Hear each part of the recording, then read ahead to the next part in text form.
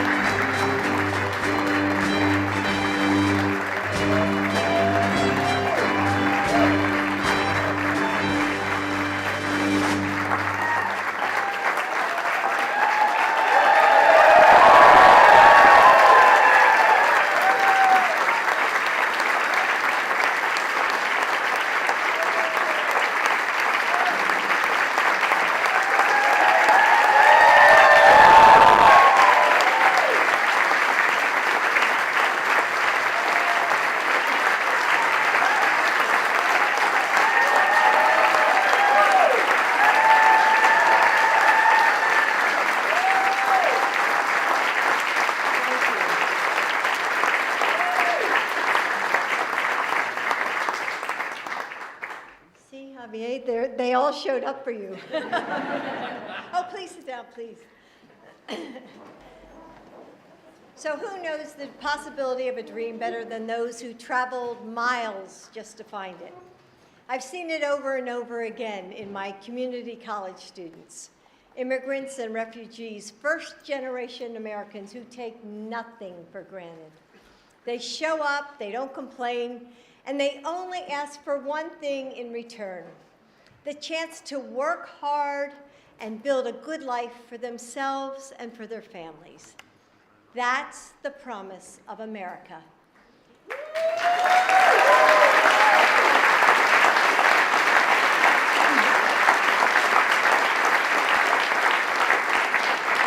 That's the promise that drew Joe's and my ancestors to the United States.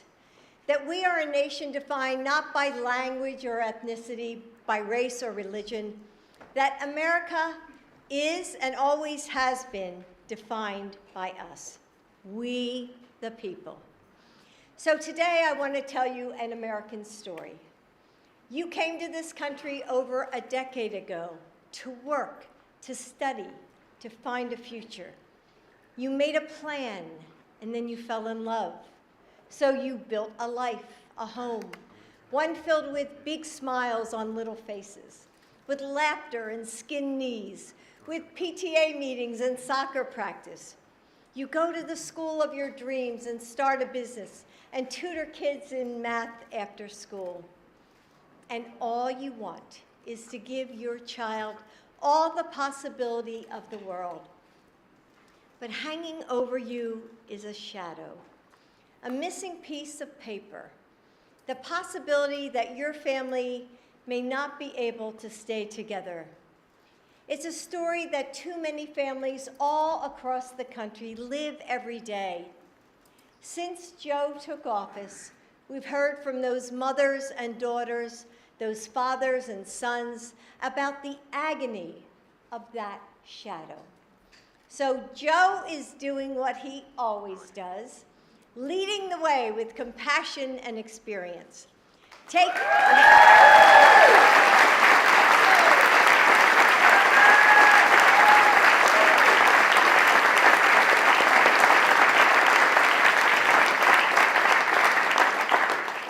the action of our nation that our nation needs to thrive. Today, Joe is helping our country continue reaching for the dream of America. With our different backgrounds and beliefs, each of us makes our nation and remakes it in big ways and small ones. We are millions of individuals that add up to something so much bigger than any one of us. And that's what Joe is doing today for all of us. For the communities that are stronger because of the immigrants who call them home. For the thousands of families who have added their bright and beautiful threads to our American tapestry. For those mothers and husbands and dreamers who have waited so long, worked so hard, and given so much. For people like Javier, who was able to pursue his dream of being a nurse thanks to DACA. who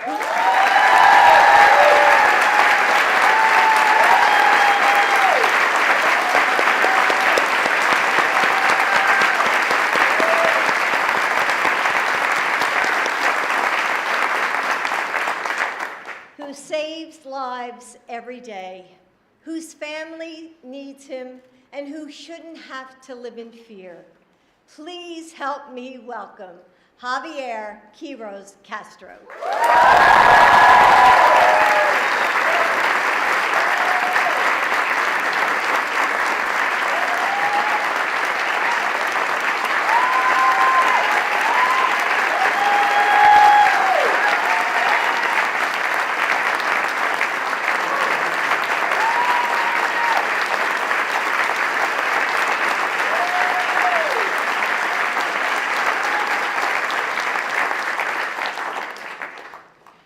Ladies and gentlemen, my name is Javier Quiroz Castro.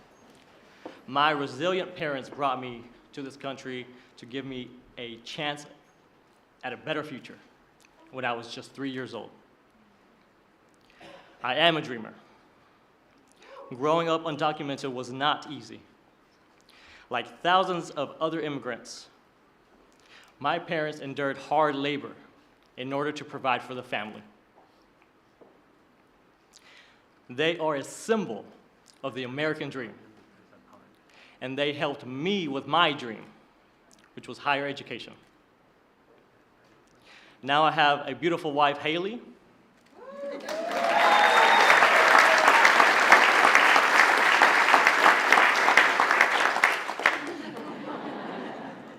and two magnificent children, all of whom are US citizens and who are counting on me. Thanks to the DACA program, by the way, created by then Vice President Biden, I was able to become a registered nurse. I have a Bachelor of Science in Nursing from Lipscomb University in Nashville, Tennessee. I now have the privilege to work for Houston Methodist, the largest, the #1 hospital system in all of Texas. Being a nurse has allowed me to give back to my community while supporting my family, especially during the pandemic. I helped take care of patients in our COVID-19 critical care unit. Saving American lives was only possible because of DACA. It allowed me to live and work and build a family in the only country I have ever known and loved. I stand before you today filled with hope and gratitude, because it is a privilege to personally thank President Biden for delivering on his promise to protect American families like mine.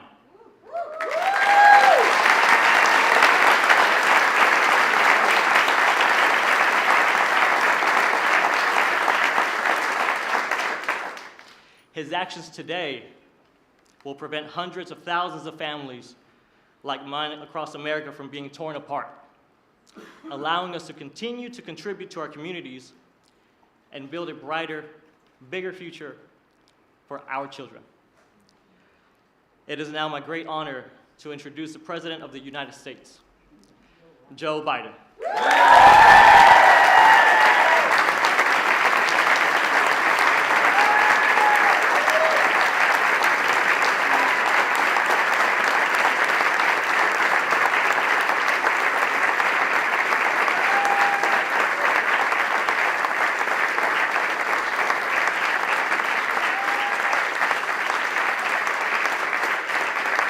Thank you.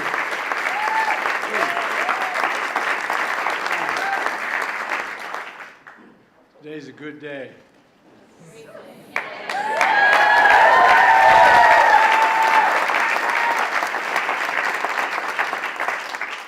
First bill I introduced when I was president, an immigration bill that included this provision, but it never got off the ground. It needs a little more help. But now, today, a significant portion of it's being passed, or being by executive order. Javier, thank you for the introduction and for sharing your family story. You know, I've often said, doctors, we've been a significant consumer of health care in my family. Spent a lot of time in hospitals for our family, anyway. And I always said that doctors let you live, nurses make you want to live. Not a joke. A lot of time in ICU, a lot of time with my son, a lot of time.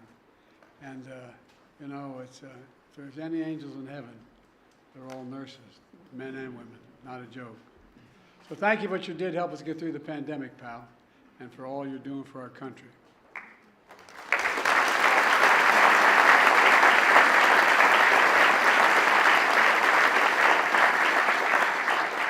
My name is Joe Biden. I'm Jill Biden's husband. Thanks to all the members of Congress and Homeland Security Secretary. I'm not sure I'm going to introduce you all the way. But all kidding aside, Secretary Mayorkas, as well as Secretary Becerra, and advocates and families for law enforcement, faith leaders, everybody's is here. 2 weeks ago, I did what Republicans in Congress refused to do. I took action to secure our border. That included restricting unlawful crossings at our southern border, making decisions on asylum more quickly, and so much more. And so far, it's working. Since we implemented my order, encounters have dropped 25% at the border, and we're seeing the lowest number we've seen in a long time. But folks, we took this step after the bipartisan agreement one of the most conservative Republican senators had helped work through in over a 4 or 5 week period, the strongest bipartisan security agreement that's ever been seen. But we were about to move forward when Republicans walked away from the deal for the most pathetic and petty of reasons. Donald Trump got on the phone literally and started, and the press can confirm this, and calling senators saying, don't go ahead and do this. Don't support this legislation that had bipartisan support. And when you ask why, he said it would hurt him politically and help me instead. So much for Republicans caring about the border. I also know many people in this room also had concerns about the steps I'd taken. I heard and respected from many of you and many people behind me of the concerns you felt as president I had to take these actions. Every nation must secure its borders, just that simple. And if Trump and the Republicans wouldn't do it, working with me, then I would do it on my own, and I did. At the time I took these steps to secure the border, I also said that I would move to fix problems that made our immigration system unfair, unjust, and provisions that simply made it no sense at all. Specifically, steps that will be good for dreamers, married couples, and for Americans. That's why we're here today. A few days ago, we marked the 12th anniversary of taking care of dreamers that President Obama and I put in place. There are a few of these immigration areas that have had most positive impact and gotten more support from the American people across the board. These young people known as dreamers, Hispanics, South Asians, and more, who came to America as children, only know America as their home, have been able to live and learn out of the shadows. So many of them have graduated from high school and college and are starting families on their own, building successful careers, serving our nation in uniform, and so much more. We're a much better and stronger nation because of dreamers like Javier, who just introduced me.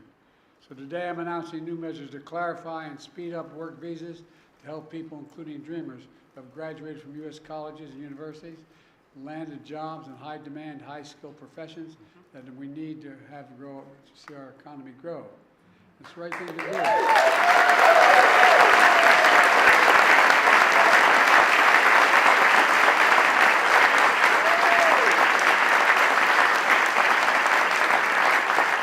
Those who have been educated at U.S. college and universities put their skills and knowledge to work for here in America.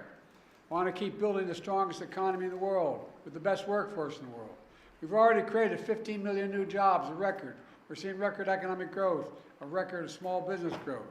And I doubt why the action we're taking today matters. If you wonder about that, just ask business leaders, ask labor leaders, ask economists, ask elected officials. They know it's good for American business. They know it's good for the American economy. They know it's good for America, period. This step builds on other actions we've taken to support dreamers, from defending dreamers in the courts and expanding access to health care for millions of Americans under the Affordable Care Act, including for dreamers.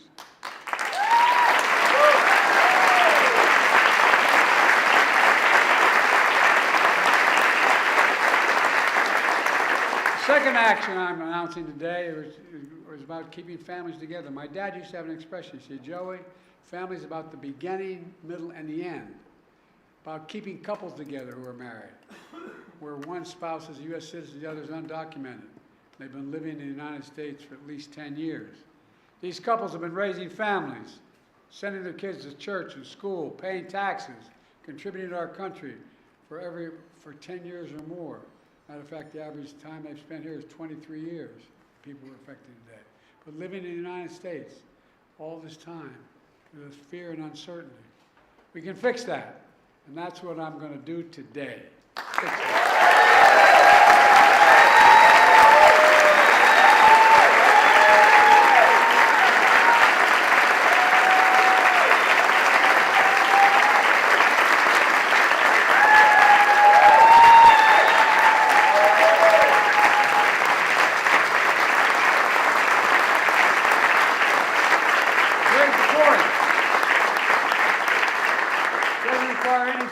Change in our immigration law. There's already a system in place for people we're talking about today. But the process is cumbersome, risky, and separates families. Under the current process, undocumented spouses of U.S. citizens must go back to their home country, for example, to Mexico, for example, to fill out paperwork and obtain long-term legal status. They have to leave their families in America with no assurance that they'll be allowed back in the United States. So they stay in America, but in the shadows, living in constant fear of deportation without the ability to legally work. All this, even though under the law today, they are eligible for long-term legal status. Today I'm announcing a common sense fix to streamline the process for obtaining legal status for immigrants married, to American citizens who lived here for a long time. For those wives or husbands and their children who have lived in America for a decade or more but are undocumented, this action will allow them to file the paperwork for legal status in the United States, allow them to work while they remain with their families in the United States. Let's be clear, this action still requires undocumented spouses to file all required legal paperwork to remain in the United States. It requires them to pass a criminal background check, and it doesn't apply to anyone trying to come here today. It only applies, this action is a better way. It doesn't tear families apart, while requiring every undocumented spouse to fulfill their obligations under the law. Look, the action I'm announcing today will go into effect later this summer. And by the way, just as was true for the protection of dreamers, the steps I'm taking today are overwhelmingly supported by the American people, no matter what the other team says. In fact, polls show over 70% of Americans support this effort to keep families together.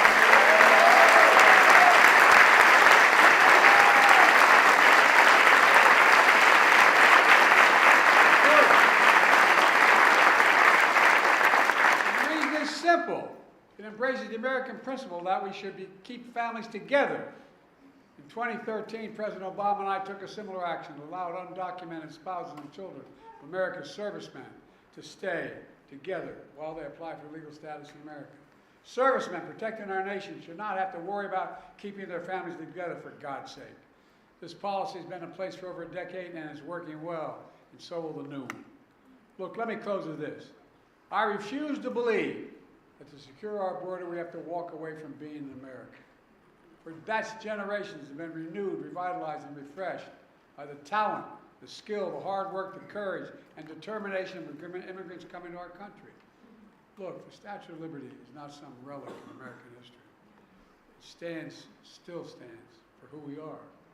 But I also refuse to believe that for us to continue to be America that embraces immigration, we have to give up securing our border. They're false choices. We can both secure the border and provide legal pathways to citizenship. We have to acknowledge that the patience and goodwill of the American people is being tested by the fears of the border. They don't understand a lot of it. These are the fears my predecessors trying to play on when he says immigrants. Immigrants, in his words, are poison the blood of the country. When he calls immigrants, in his words, animals. When he was president, he separated families and children at the border.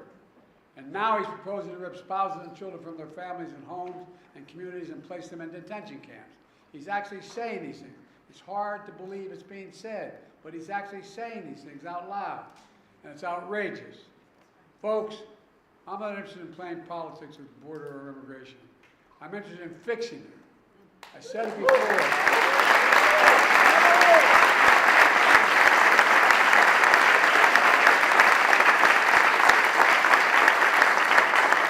I said it before, and I'll say it again today. I will work with anyone to solve these problems. That's my responsibility as president. That's our responsibility as Americans. Because the simple truth is, there's not a single damn thing we can't do if we put our minds to it. We've got to remember who in the hell we are. We're the United States of America, and nothing is done like it. We're a nation of immigrants. That's who we are. God bless you all, and may God protect our forces. Thank you.